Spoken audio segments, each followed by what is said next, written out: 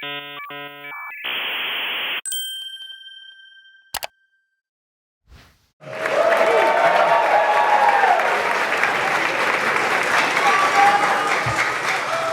can come to all my talks.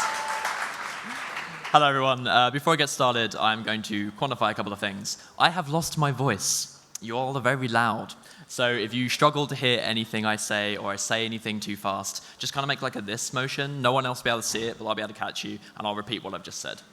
So hi, as John said, I'm Joe. His intro has now just achieved making me feel real old. You can get hold of me at Twitter, at JNA_SH, or you can find me on GitHub at /Joe Nash. I welcome feedback on all talks, so if you have any thoughts or feelings or you just disagree with me, please feel free to tweet me. I welcome that, and I usually retweet abuse. It's a lot of fun, so please go with that. And I'm going to start by talking a little bit about what it is I do at GitHub, because I think it's important to the context of where I'm going to be talking about. I'm going to be talking about the life cycle of student communities, the stages that your communities go through, the experiences you have, and how you overcome problems and prepare future committees for dealing with those problems. We're all here at Hackcon to have conversations about how we can make hacker communities a better place for ourselves now, for our communities now, but also for the future and how we can keep this movement going. So I think this is a really important discussion to have. What does your club look like in 1, 2, 5, 10 years even? So we're going to go through that. Some of you may feel a strong connection to the stages of the life cycle I'm going to talk about. Some of you may disagree. I'm super interested in hearing how your experiences differ to what I'm going to talk about. But before we get to that, let's talk about being a student program manager. That's my job. I'm a student program manager. Previously, I was a developer evangelist. And what does being a program manager mean? Well, if we think about you and what you do as hackers, you encounter problems, right? You encounter problems and you solve them. You might go and build something on a one-off, or if you encounter a technical problem, you might find a solution to it. And then you encounter a similar problem again, and another one again. And you'll keep running into very, very, very similar problems over and over again until you just decide, right, enough is enough. There's a pattern here, and I'm going to fix it. I'm going to write a script. I'm going to write a program to address this problem. I'm going to make sure that what I'm doing is repeatable, automatable, and scalable. And we call that programming. When you take a problem you have and you see a pattern in it, and you write some code or you write a script to address that pattern, that is the essence of programming. We're making a reproducible, scalable, and automated solution to our problem. So when you consider me as my job identifying problems that affect you, my job is to help students become better developers. So what are the patterns I run into, and what is my version of code? I can't write a script to fix your communities. That's not a thing that is available to me. So what is my version of programming? How do I do that? What can I do for you that's reproducible, scalable, and automated? There are 400 of you at this event. If one of you comes to me with a problem and then I get that from 50 other people, how do I make sure that that's available to all of you? That's mad. And that's where we get to things like the Student Developer Pack. The Student Developer Pack was John, in the audience over there, basically getting a whole heap of support queries about, like, I want to become a better developer, I need access to these tools, but they're expensive and they're hard to get hold of in one place. And John identified that and made a reproducible, scalable, and automated solution for all of you to get GitHub for free, as well as a bunch of other things like DigitalOcean, AWS. So as a student, you can improve as a developer through one portal. That's finding a problem, seeing it over and over again, and finding a reproducible, scalable, and automated solution to that problem. So your problem is, I want to be a better developer. Wait, I've been just in this.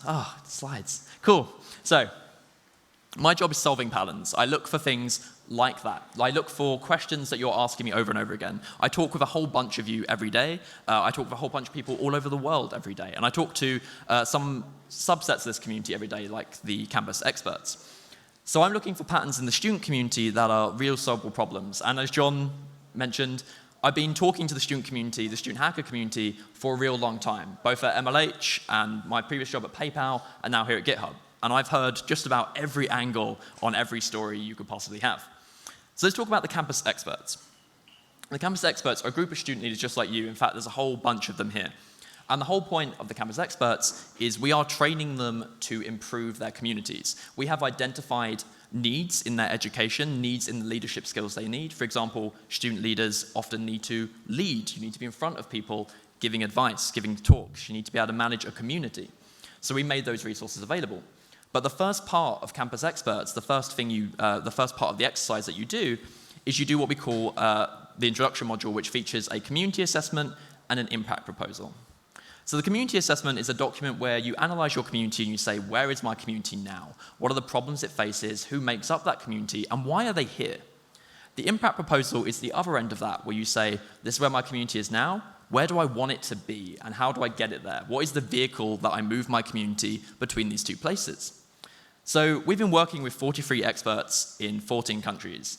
I can tell you they have such a diverse range of experiences and communities. For example, some of our campus experts, their school itself is only 3 years old, whereas some of our campus experts, their club is over 10 years old.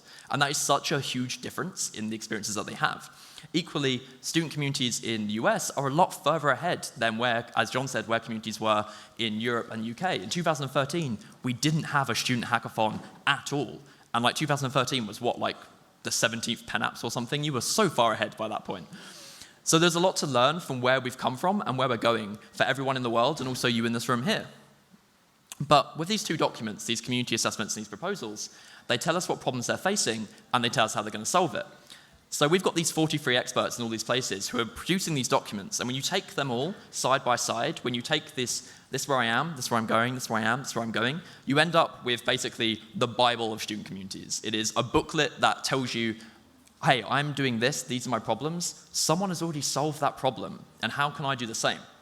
So what we're talking about is the campus experts have identified patterns, and I'm here to present you those patterns and identify some of the patterns that we've seen that affect every community and how you can address those when you hit them. So I'm going to talk about what I think the life cycle is. As I said, this is just something I've observed. I've spoken to quite a few of you this weekend, and quite a few of you may have told me a problem you had, and I've just instantly gone, thank you for validating my opinions, because some of you literally fit into this. But equally, I appreciate that some of you won't. And if that is the case, I would love to hear, because this is something I'd like to continue developing and make sure it's a valuable resource for everyone. So we're going to go through 3 steps. We're going to look at what the life cycle is. We're going to look at what is the life cycle. We're going to look at where in that life cycle is there pain. What are the pain points? What goes wrong in that life cycle? Where do we hurt? And then we're going to look at how do we fix it. So in this last section, we're going to actually look at some of the campus experts. We're going to actually look at how they proposed to fix their communities and to what degree they were successful. So these are real life practices, real things that have actually happened and how well they worked. So let's start with the what. So I've chosen a really awful metaphor. Ta-da! Cool, so this is your student community. It's from baby through to midlife crisis. There's some extra steps that we'll add at the end. So let's talk about your baby. When you first start a student community, usually it comes from somewhere. Usually there is something that you've identified is missing in your university or your community, and you've decided, I need to fill this gap. I need to make this community. And when you do that, you go through some preparation. You talk to existing community members, you talk to existing community leaders, you talk to faculty. Very rarely will you wake up one morning completely out of the blue and just go, today I found a club. That doesn't happen. Oh, actually, sorry, one thing I need to mention. If I say society, societies are what we call student clubs in the UK. So that will probably bleed in. Just a bit of glossary there for you in case I do that. Yeah, so very rarely do you wake up in the morning and just spontaneously found a club. You usually talk to people. Much like having a baby. You keep it for 9 months and eventually it comes out. And when people have a baby, the first thing the baby does is scream really loud. And that is so true of every community. You really loud. You start the community and you just tell everyone you know. And because you've had these conversations, you've built up this network and you've told everyone to expect the baby, everyone joins. You get this huge rush of engagement, everyone's really, really excited. And it's your baby, it's your passion, you're just so energetic and you're so enthused to be a part of it. And then eventually the baby learns to walk. This is usually around year 1. Oh, so the other thing, I have years on top of all of these. They're, of course, largely arbitrary, and this is also a cycle. So this could be year 1, it could be year 11. You're going to encounter this cycle over and over again. But if we're thinking from scratch, from the very beginning, this is around year 1. And the baby learns to walk. And what I mean by here is where it starts to gain traction. You've been screaming a lot, you've been getting everyone involved, and suddenly the difference you're making to people is very obvious. From not having the community to having it, it's suddenly super apparent that something has changed and that people are really benefiting from the existence of this community. This is typically where, especially in the UK, where we have yearly awards given by the university, the student clubs, we see all of the communities win awards. Because suddenly, like, the university's like, whoa, why are all the students so happy all of a sudden? Our results are going way up, and people notice you. Faculty engagement is high, student engagement is probably the highest it will ever be. And this is also the best time to be an organizer. It's during this stage that being a community leader, being an organizer, the stuff you'll talk about in interviews and on your CV typically comes from this stage. But then we have your first fall. As said, during the baby stage, everyone comes and flocks to you because they're excited about what's new. And although year on year, you'll continue to gain members, there's never a surge quite as large as there is in those first 2 stages, between the difference of it's brand new and it's making a difference. So year on year, you'll continue to gain members, but eventually that early rush, that early 50% or more, will graduate. You as leaders will graduate, your experienced members will graduate, and you lose the majority of your committee, the majority of your membership, but also the majority of your experience. And this is where engagement suddenly slows down. The new leaders aren't entirely sure where you wanted to take this. And that typically results in the terrible teens. So this is, I'm going to do a real awful thing. Let's get some hands raised for people who joined their hackathon or their committee, people who came into the club and changed the logo in the first 6 months. You are terrible teens. This is the stage where you have observed that a dip has occurred, and you're the new leaders, and you want to make sure, you want to fix everything, and you want to have a visible impact. The founders were amazing. They did all these things. They've achieved so much. They won awards. You want that too. So you put your stamp on it by changing the logo. And I understand it. You want to make an impact. It's valid, but it's also a terrible yak shaving. It achieves nothing really for your community. In some cases, it does. But it's an understandable sentiment, understandable feeling. So this is going to be a really interesting section where we talk about how we can channel that energy productively. And then finally, you get to the life crisis stage. Again, I've definitely spoken to people here who sympathize with this. And actually, let's do a similar thing. Who here has a committee that is 20 or more people? Incredible. You are in life crisis stage. That is when you become an institution. Going through your committee is necessary to become a high-achieving student at your university. High-achieving students have to pass for your committee to have their CV filled out, to be recognized. So your committee goes through like an organizational expansion to accommodate the bulk of people who want to be a part of that. And things get very complicated during the stage. Also, this is where membership and engagement levels tend to finally level out. We don't get the peaks and troughs we did before. Things settle down, and we get into anticipated and expected patterns. And then the cycle begins anew. Typically at this stage, there'll be a calving motion where the community will get to such a size that someone in that community would say, there is a need that's not being met. I must start a new club. And then they start the new club, and we come back to having a baby. There is a final stage, the unfortunate end of the road. Sometimes communities just come to an end, and that's okay. That's a natural part of the process, just as new community forming is. But sometimes there's a reason it happens to do with engagement. Sometimes there are negative reasons. So actually, for these last 2 stages, the beginning anew and the end of the road, we're actually going to look at both sides of the coin. We're going to look at when is it a natural thing that it happens, and when could it have been prevented. So those are the things. So let's go through and talk about those problems. Let's really put names to these problems that we encounter in each stage.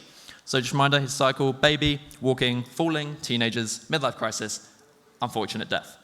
So, being a baby, I'll be honest with you, there are problems at this stage, but mostly everything is awesome. You've just started a new club, you're getting noticed. The biggest problem here, honestly, is one of setting expectations. You've started a club for a reason, you've made a passion for a reason, and people won't necessarily get what you're doing, and there'll be a lot of distractions. A lot of people making recommendations. A lot of people will have the next cool thing that you should do, and it's just really important you stay hyper-focused. But learning to walk is much more interesting. Learning to walk is when we really need to say, why are our members here? We've made this thing that's starting to be successful, and the members are starting to gain traction and get noticed for the activities that they're doing. And I said, at the end of this stage, you've got to be thinking like, you've seen this life cycle now. You know that in a year's time, you've got to convert that success you're experiencing to success for the next committee. And how do you do that? How do you make sure that they know what's going to be happening? And you do that, again, by focusing your community. I want to give an example of a type of community that often experiences problems. And again, I recognize that some of you may have this community, and you may feel somewhat attacked by this, but I apologize. Computer science clubs are a really good example of a community that typically is going to have too broad a focus and doesn't share a struggle. And I'll go into a bit more detail on that in a moment. So you think of a computer science club, and you think, why are my members here? What is bringing these people together? What problem do they want to solve? Why are they going to pay attention? And for a computer science club, that could be a lot of things. It could be, I just want to socialize with other people who are like me. It could be, I want to break into this challenging industry as an underrepresented minority. It could be, I want to build cool projects with code. And that's a lot of different focuses that have a lot of different solutions to those problems. And when you put those all in one community and say to them, cool, achieve something together, super hard. And you're inevitably going to get low engagement from some people and high engagement from others. And you are going to have probably a premature calving action where you make a new community really early. So what you need to do with your community in the early stages is identify the shared struggle. What is the common problem that you're all here to solve? Where do you channel your energy? If someone has a problem that isn't being solved by your community, that's okay. New communities are fine to found. We can do that all the time. It's an easy thing. But sacrificing the integrity of your community for it isn't necessarily the best option. So let me get to the first fall. And the problem here is obviously, where did everyone go? But more importantly, where did the experience go? We had all these members, and now they've suddenly disappeared. So here it's all about knowledge transfer. How do we make sure that this experience, this body of wealth of knowledge that was there, actually makes it to the future generations? And I can tell you again from experience, this is something that we as humans are just really bad at. You don't necessarily realize the extent to which you are an expert in something. You will have all probably heard of the phrase imposter syndrome by now. If you have imposter syndrome around a topic, you're not going to realize the depth to which you have it. And things like Hackcon are super great because we're here to share our knowledge. But what is the knowledge we're not sharing? How do we find out what that knowledge is, and how do we make sure it's transferred? So terrible teens. Again, the problem here is you just burn everything down. You decide everything is going to pot, everything's awful, I need to fix it, I need to do really drastic changes to address these problems. And you don't necessarily have the experience there to support you in doing that due to the previous stage. So this is mostly a symptomatic stage where it should be addressed in the one prior, but we are going to look in this section at how you can productively channel that energy. So life crisis, again, you're an institution, you are the chosen path. You need to accommodate everyone who needs to do well in their degree. You're going to become that path. And again, this is something that you can foresee, but it's also a stage that lasts for a really long time. This will be the majority of your club's existence. So it's a really important one to start to address those problems. Cycle begins anew, there's not really any problems there either, everything is great. However, there is the question of whether it's fragmentation or diversification.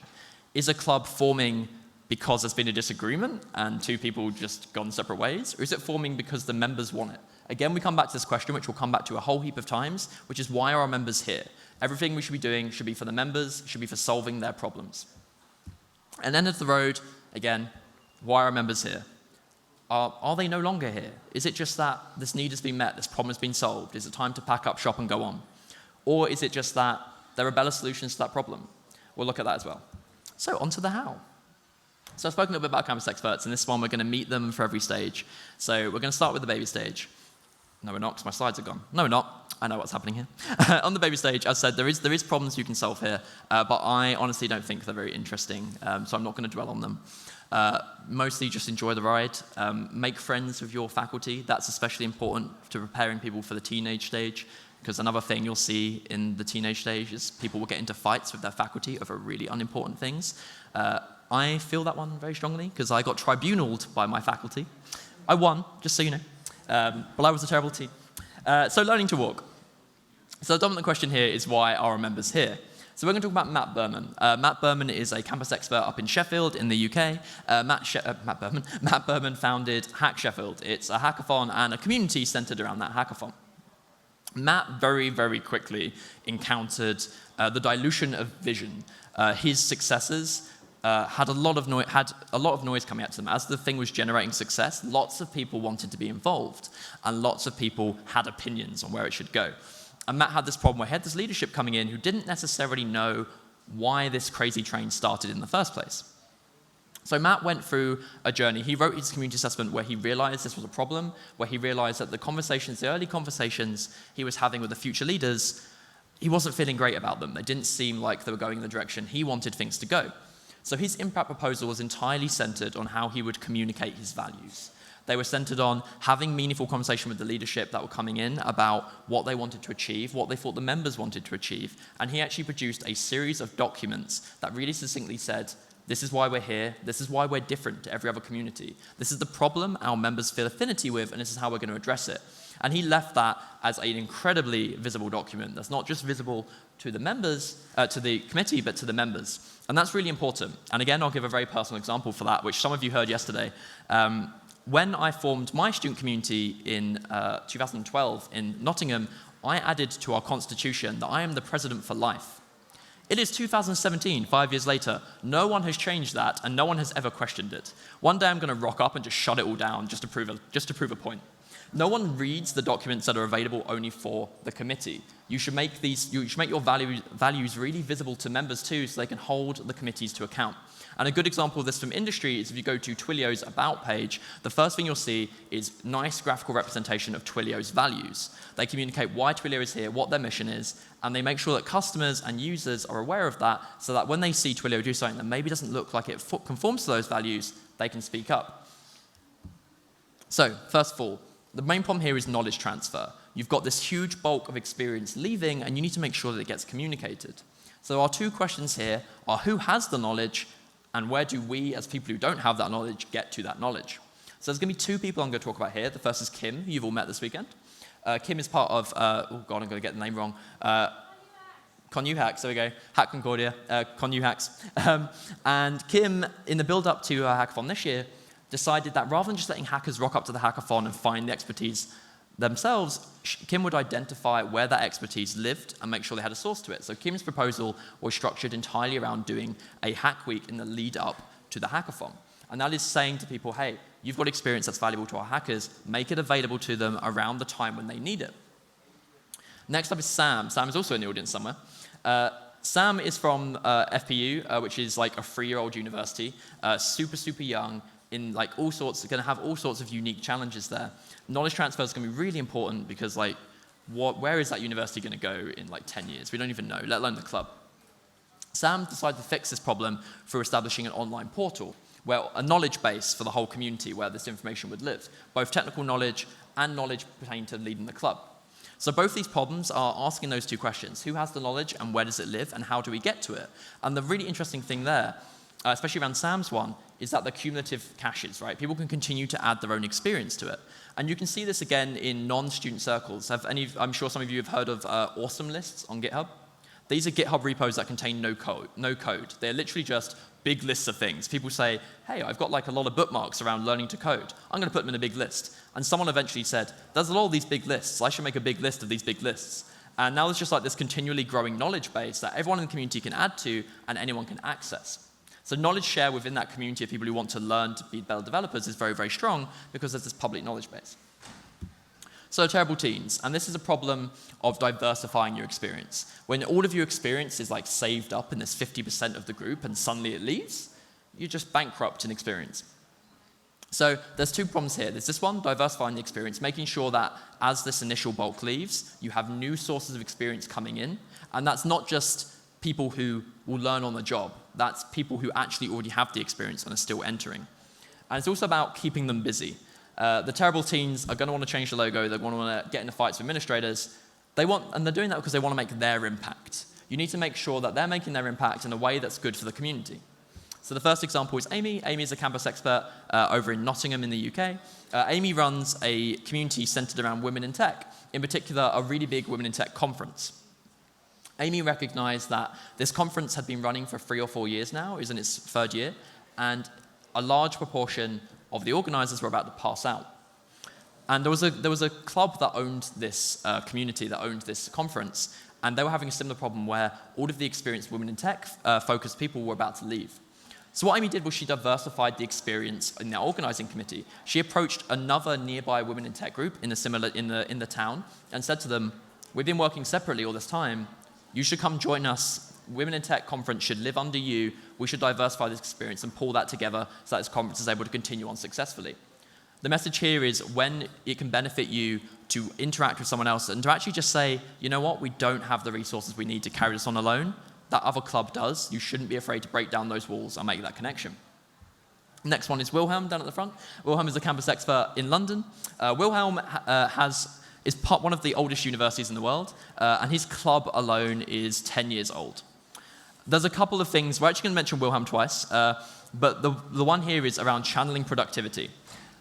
Wilhelm's club was very much in the stage where they'd had a really bumpy year as hackathons had become a thing in In London, the club had gone through a lot of changes, and the new committee very much wanted to make some drastic differences. So Wilhelm actually worked with his school's IT department to get at their data and make an API that was accessible to everyone. And the students built this API. The students led the advocacy of that project to the IT department. So he channeled that energy productively into what is a really cool and useful project. Wilhelm also worked on some management stuff, which we'll talk about in a little bit. So at the end of the section, this Terrible Teen section, what we're really looking at here is where are we going to be lacking experience? Who's leaving? And where else can we find that in our vicinity? And when we do lack that experience, what is the way to make sure that the people who are coming up have their needs met? Is there anything in their experiences that's relevant? For example, first and second years, they're going to want to build things, right? They're going to want to get their first taste of building. Is there a way we can channel them into doing something cool like the UCL API? So the life crisis. You're an institution now. Everyone has to go through you. You have to open the doors. There's a lot of problems here. The main one is making really big committees, and like straight up, just don't do that. Like keep them small. People will make new communities if they can't get into yours. Make sure to move the problem somewhere else. But also, you should make sure that your community is as accessible as possible. If you are the place that everyone needs to go through, everyone should be able to go through your doors, right? And we've had a lot of talks here about diversity, about unconscious bias. So we're going to talk about Pandelis. This is the bio he submitted, by the way. I didn't make this. Pandelis went through a process of making his community more accessible. He produced a code of conduct and actually really went into a really thoughtful application of how that code of conduct could be used in his community. How a community leader 4 years from now, who wasn't there at the creation of the code of conduct, would be able to say, I'm confident enough in this written document to enforce it on my campus. And you've got the perfect example here. You're all MLH organizers. You have access to not only the MLH code of conduct, but the MLH instant response. You should look at that and actually think, we've got a code of conduct, but like, are we acting our code of conduct? Do people look at that and say, that's a token? Or do they look at that and say, that's a shield that I can use to feel safe? And Pandas went into really thoughtful detail around how we can communicate that. Wilhelm went on a vision quest. He chatted with us for absolutely ages around how, very similar to Matt, around how he can change up the managerial styles. This is saying, like, you've got this huge committee and bureaucracy is starting to creep in. How can we address those problems? How can we cut down on necessary roles? How can we make the roles we have more productive? How can we make the transition of power smoother? One of the things that I see a lot of communities doing is doing their elections in the month before you graduate or very soon before you graduate. And then these new people come in over the summer when nothing's going on. When you're gone, you've now got jobs when they start. You can't help them. No one can help them. What happens? Start your elections early. I say this every Hackcon, actually. Every Hackcon talk I've done, I say this. Start your elections early. Have a handover process. Think about what your handover process is going to be. And then sometimes the cycle begins anew. And again, the question here is it fragmentation or is it diversification? Alyssa was part of a community up in Edinburgh in Scotland.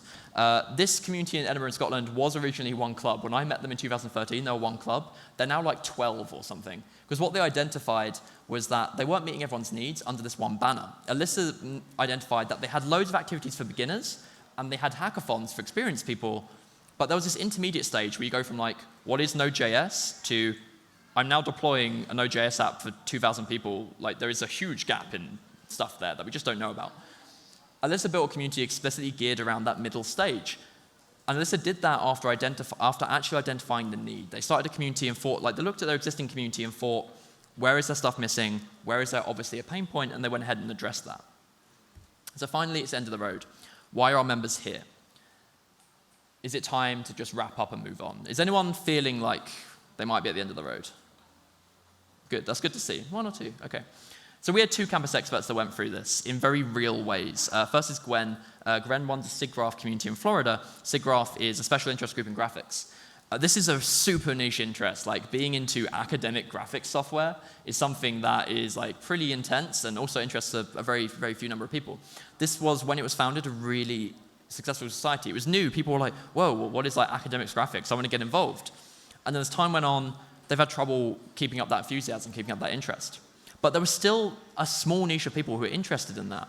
So what Gwen did was refocused that interest, making it a bit broader, going from, hey, like, this is a special interest group for graphics. What if we interacted with other communities building software and helped them with their graphical projects? And Gwen is currently going through the process of merging SIGGRAPH into other communities in their area. And then we have Elliot. Elliot is like, this was a really tough one. Like, Elliot's community just straight up died. And actually, one of my best friends ran this community before Elliot did, and it straight up died. So Elliot's in Plymouth down in the UK. That is like boonies UK. It's middle of nowhere. The only thing they have is cream scones. And his community has had like numerous iterations, and his whole impact proposal was centered on who's my next committee? How do I get my next committee? How do I infuse my next committee? And he just couldn't. They were gone. There was no one there. There was no one left. And it was natural. The interests, the priorities of his students had evolved. Plymouth, as a university, was going through an interesting time where it was really becoming it was a difficult place in the league tables, and the students were entirely focused on, we need to get a job, we don't have time, we need to get the best grades, like we can't really do stuff in our free time anymore. So his community just straight up and died. But what Elliot did, which was really interesting, is he got a job, once he graduated, he got a job in another town, in Bristol. And he said, like, I've got this experience that I wasn't able to pass on in my own community. But Bristol doesn't have anything like what we had. These two universities in Bristol don't have these communities. So I'm going to go there, and I'm going to share that experience with them. So Elliot actually has continued to be a campus expert. He's our only non-student campus expert because he's creating the new communities up in Bristol using the experience and the things he learned from his community coming to an end. So I guess the message I want to deliver in this last bit is there is a cycle. There is a cycle that all of us go through. It's obvious. Actually, just so I can like spot who to talk to after, does anyone disagree with this cycle? You can do a low hand? Cool. Okay, quite a few. Excellent. Cool. Okay. Please hang around. I'd love to chat. There is this cycle, but it can be broken. And what we've seen here is some campus experts doing the work to break it. They're doing the work to prepare their future leaders for the next stage of the cycle and say to them, you don't have to go through that. You don't have to burn it all down. You don't have to make the committee 60 people. You don't have to lose all the experience. And they're trying to forge their own path. So if you recognize that you're going through any of these stages, I'd love to chat to you about how you can break out of those, about how you can address those. If you're going through a stage that's not on here, I'd love to talk about that. And finally, if you want to talk to any of these lovely people, or you want to learn some of the things that we teach that we think help you break out of the cycle, you can find GitHub Campus Experts right here. If you're part of a community that's one of these people I've shown you, or you want to find if you've got a campus expert in your area, you can also do it on this website. And other than that, my time is up. I've been Joe Nash. Thank you very much.